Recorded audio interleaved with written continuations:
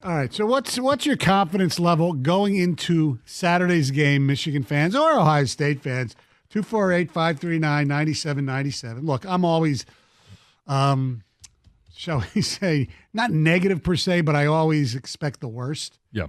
So my confidence level is not very high. Then again, it wasn't very high last year, and the year before I thought they could win, and so I would give it.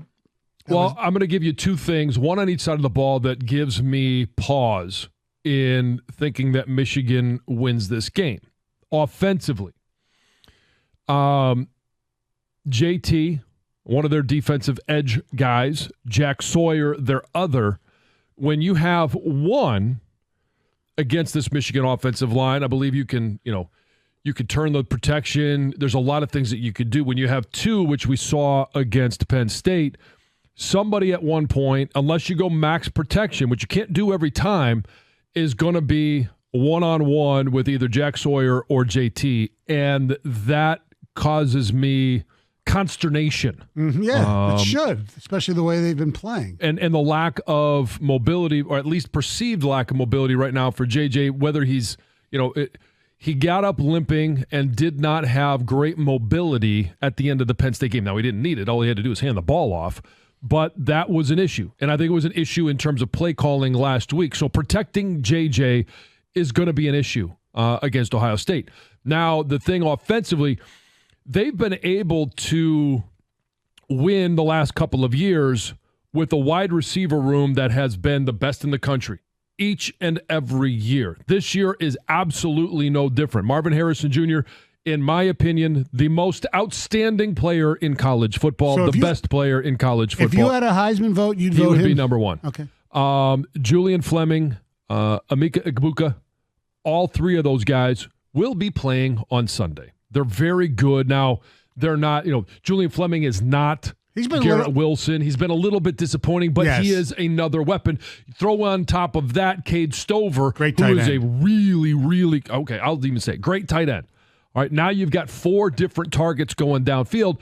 All of a sudden, you figure, okay, well, let's try and figure out how we can corral these guys. And you send maybe you rush 5 and you drop 6. All right, numbers are in your favor. Then all of a sudden, they decide to hand the ball off to Travion Henderson, who's healthy now, and has been dynamic. Yes, he's really showing a lot of patience. Well, he has to, because that offensive line is slow.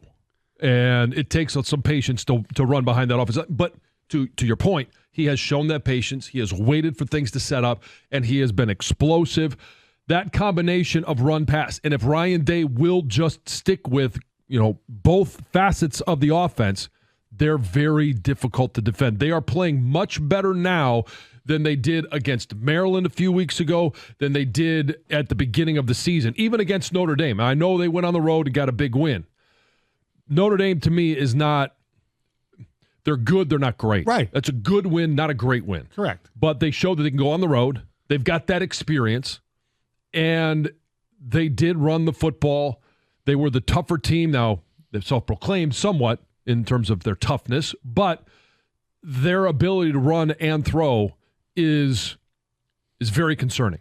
The fact that they've lost this game the last 2 years – forgetting about the sign stuff, does that extra motivation mean anything? They want to end this. I mean, look, they always want to win this game. I get all that. Well, Ryan Day wants to, and this team wants to end that streak. But Ryan Day is specifically because right now you're starting to hear he's a much better coach than John Cooper ever was. But you're starting to hear the comparisons of the eras. And he doesn't want to go down that road. Mm-hmm.